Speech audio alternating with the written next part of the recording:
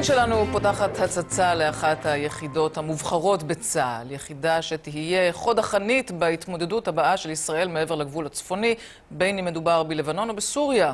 וההתמודדות הזאת, כך מעריכים בצה"ל, קרובה מתמיד. מבחינתם של לוחמי סיירת אגוז של גולני יש רק דרך אחת לנצח את חיזבאללה, והדרך הזאת עוברת אך ורק דרך הרגליים. כל מי שחושב אחרת רק משלה את עצמו שהוא מוכן למלחמה הבאה. אור הלר הלך בשבועות האחרונים אל האימונים באגוז, והוא מביא את סיפורה העכשווי וההיסטורי של אחת הסיירות המובחרות בצה"ל. בוא. תקבל אישור מפיני, נראה שחזי נכנס אחריך.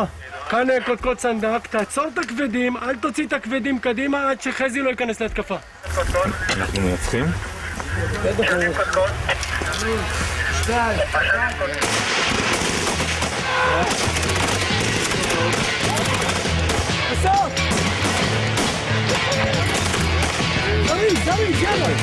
2013, זה שנה שבה זה יכול לקרות מבחינתך? מקווה של האזרחים לא, אבל אם האזרחים יידרשו, אז אנחנו נהיה התקפים ביותר והמשימתיים ביותר, כדי שהאזרחים יהיו מינימום זמן תחת אש. מה נגיד שנבואה ניתנה לשוטים? אנחנו מתכוננים להכל כל הזמן, יש לאגוז מוכנות ונכונות. זיוון יוצא, יש דגל שמאלי, זיוון יוצא משמאל. מקטן! על פי פרסומים זרים וכו', כמה ימים אחרי התרגיל הזה של יחידת אגוז, תקף חיל האוויר הישראלי שיירת נשק שהובילה טילי נ"מ SA-17 לארגון חיזבאללה. על פי פרסומים לא זרים, כל הצפון היה בשבועות האחרונים בכוננות עליונה, כי מצפון תיפתח הרעה, סוללות כיפת ברזל נפרסו, מקלטים נפתחו, נקמה של סוריה או נקמה של חיזבאללה, לכו תדעו איפה ומתי. נכון לשעה הזו, החשבון נשאר פתוח.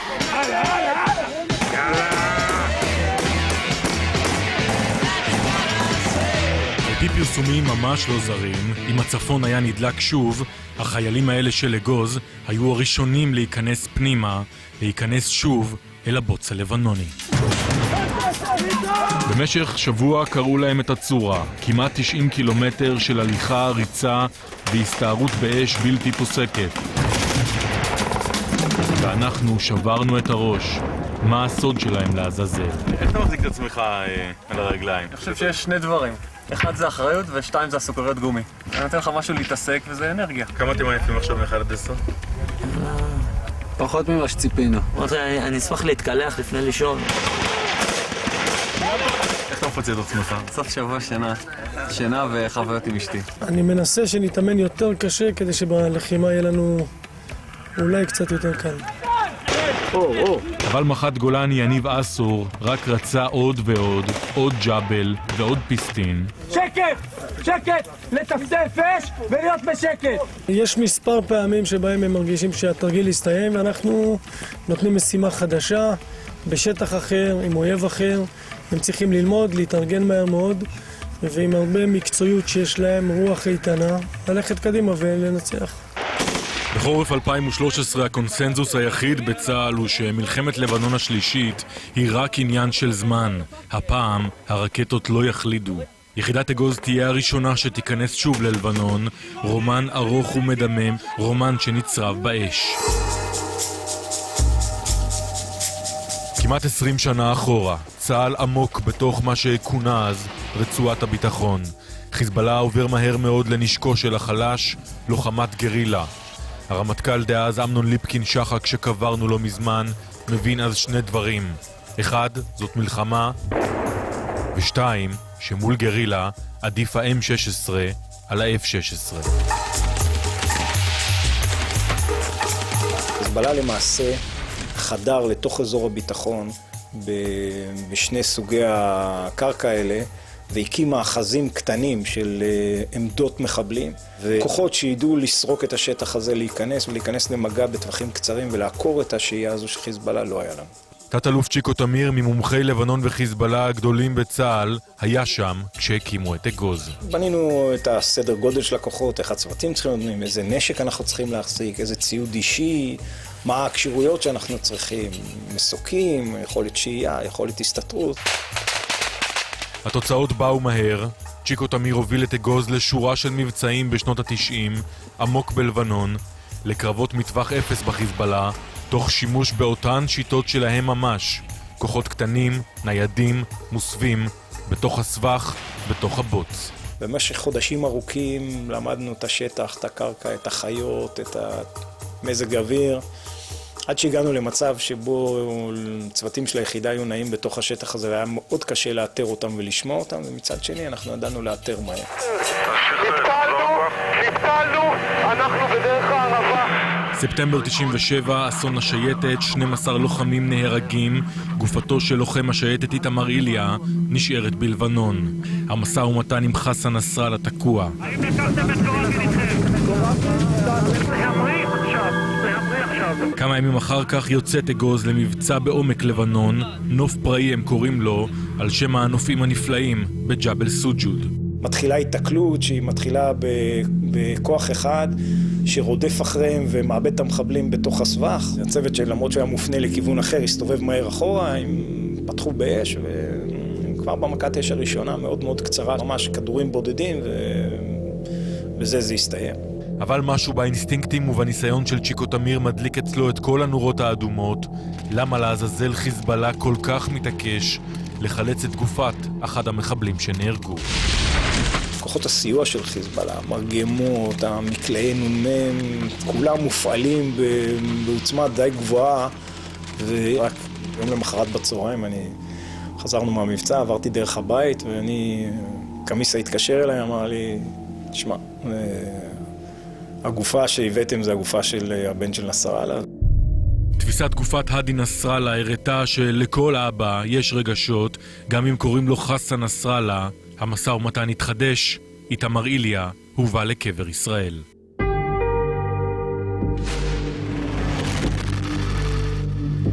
כשפורצת מלחמת לבנון השנייה בקיץ 06, אגוז עם היחידות הראשונות שנכנסות פנימה, לא בדיוק יודעים מה חיזבאללה בנה שם 6 שנים, ובקרב בכפר הזה מרון הרס מול היישוב אביבים סופגת היחידה 5 הרוגים. יש מעט מאוד דברים בחיים בוגרים של בן אדם שהוא חווה חוויות שהן נקרא לזה חוויות שהן פחות אנושיות, אני קורא לזה. המלחמה היא דבר נוראי. הריחות, הצלילים, האחריות, המשימה, זה דברים שהם משאירים לך שריטה, גם אם היא שריטה חיובית שבונה אותך להמשך, אבל היא עדיין משקע שאתה לוקח אותה כל החיים. אתה רשאי מהג' הזה וימין נעבור.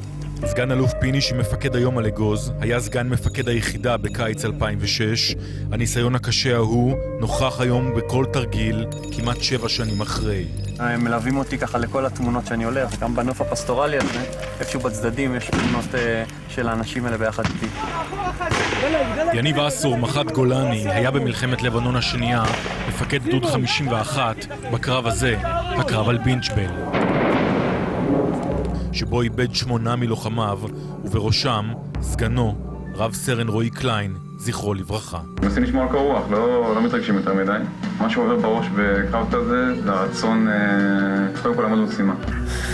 אתה יודע, להיות תחת אש, באירוע עם הרבה נפגעים, הלחץ, בעיות זמנים, אי ודאות, זה משהו שקשה לדמות אותו באימונים.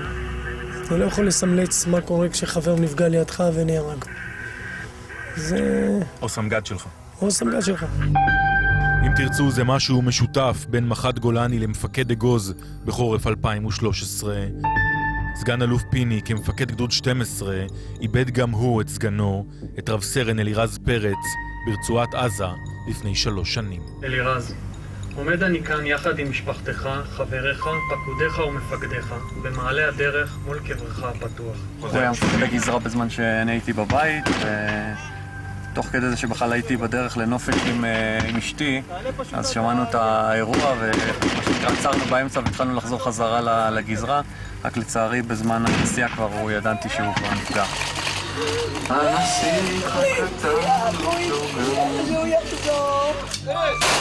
ואני שואל את עצמי, כאילו, למה הוא ולא אני? זו השאלה, אני קורא לזה הכי פשוטה והכי שאלה שהכי לא היינו אוהבים לדבר על זה. בסוף יש כובד אחריות, הוא היה פקוד שלי, הייתי צריך להחזיר אותו הביתה בשלום, כל עוד שזה תלוי בעמידה במשימה. שוב מתחברים אנו, משפחת פרץ ומשפחת גולן. מאמצים אנו אתכם לליבנו, תמיד נהיה כאן בשבילכם.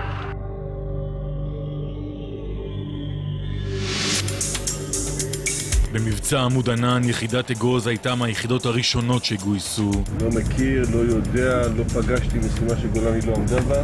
חיכו על הגדר לפקודה שלא באה. כאזרח אני מבין כאילו את האילוצים ויש דברים שמעבר לרמה שלי כאיש צבא.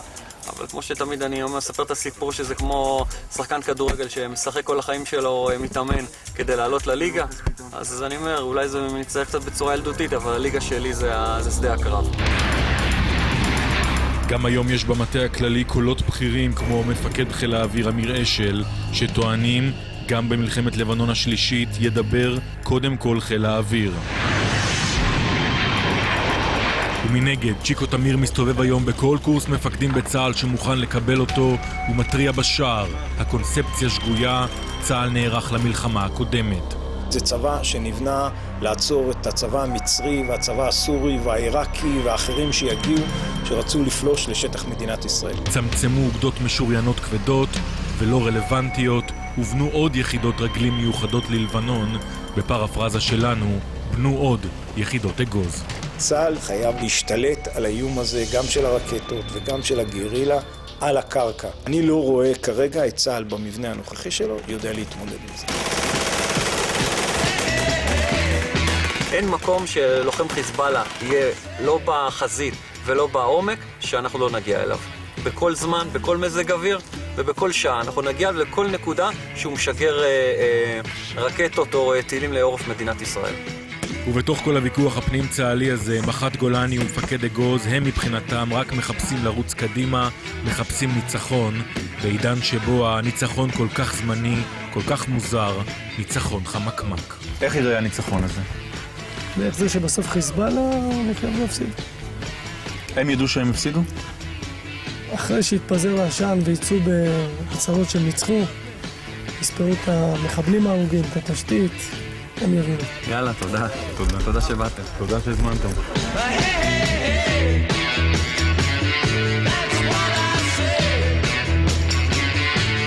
עשו לו הנחה לעורר, הוא לא רץ.